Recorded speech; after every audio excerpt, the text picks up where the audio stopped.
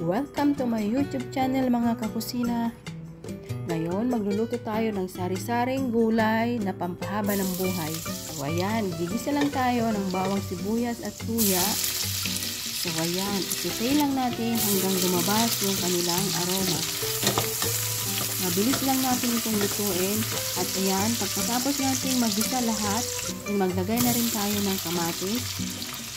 Haluin natin. So, pagkatapos nating mahalo, ayan, ilalagay na natin ang ating sari-saring gulay. Sabay-sabay at halo-halo ko lang ilalagay. At ayan, haluin natin ng mabuti. Haluin lang ng mabuti. At isa pa, kaming mga Ilocano, napakasimple lang kaming magluto ng gulay.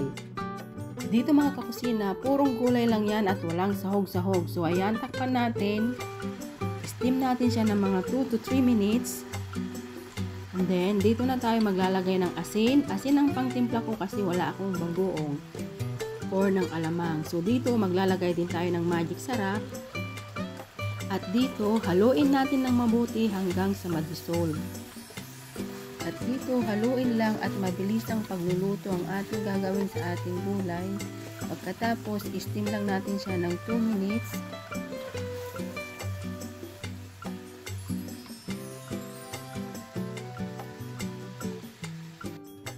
After nating may steam, maglalagay pa din ako at pipigaan ko ng isang kamatis sa ibabaw.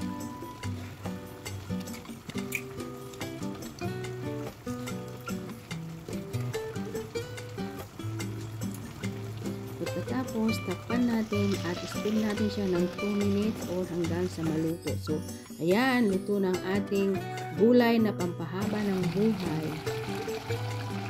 Dito pala, hindi po ako naglagay ng tubig.